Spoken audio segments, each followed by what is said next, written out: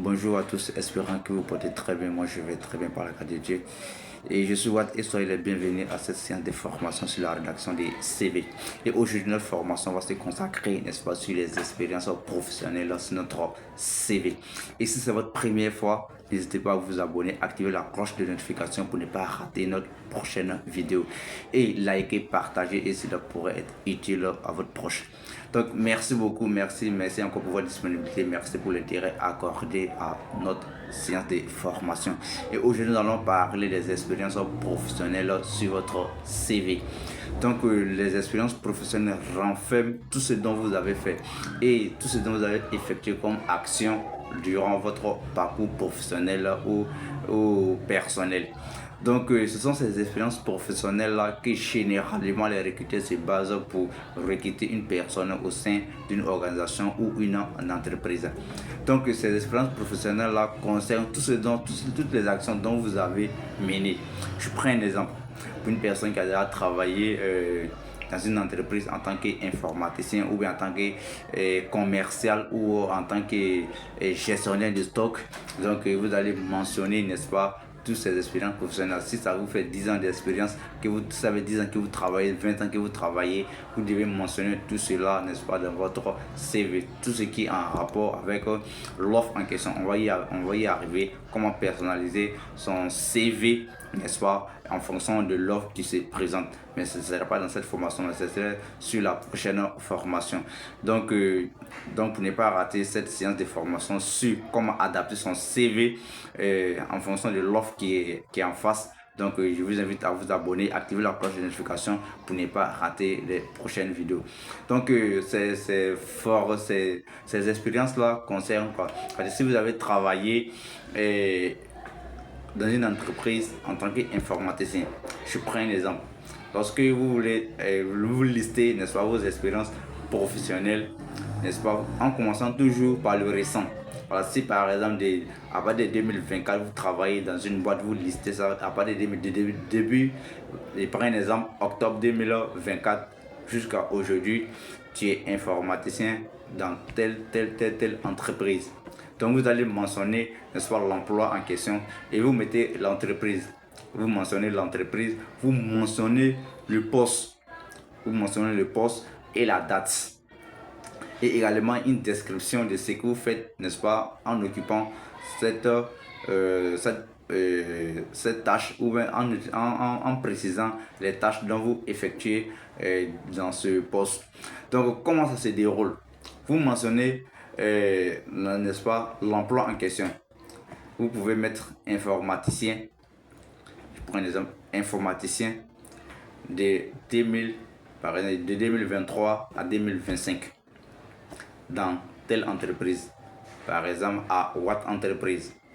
Vous êtes informaticien à Watt Entreprise depuis le 2024 ou bien depuis juin 2024, voilà, peu importe la date, vous mettez la date. Et également, vous êtes informaticien, quoi, il y a plusieurs branches dans l'informatique. Vous êtes par exemple un rédacteur ou bien vous êtes par exemple un développeur d'application.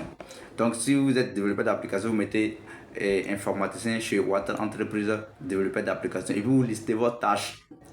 Les tâches que vous effectuez là-bas, vous les listez. Si par exemple, vous programmez des sites web et également vous faites la maintenance, vous pouvez mettre programmation des sites web, maintenance des sites web et également la connexion à la base de données, la gestion du personnel de l'entreprise, etc., etc. Donc, vous mentionnez les différentes tâches. Par exemple, si vous êtes par exemple un commercial, vous pouvez quantifier, n'est-ce pas, vos tâches. Par exemple, tu peux dire, on a eu à effectuer des tâches où on faisait gagner à l'entreprise plus de 100 clients par jour ou bien 100 clients, n'est-ce pas, par mois. Donc cela permet, n'est-ce pas, à l'entreprise de voir vos différentes capacités. Donc cela montre également l'impact que vous apportez, n'est-ce pas, à l'entreprise. Donc ce sont ces expériences professionnelles dont vous les listez, quel que soit ce que vous avez excusez-moi, quel que soit ce que vous avez effectué comme tâche dans votre vie active, mentionnez cela.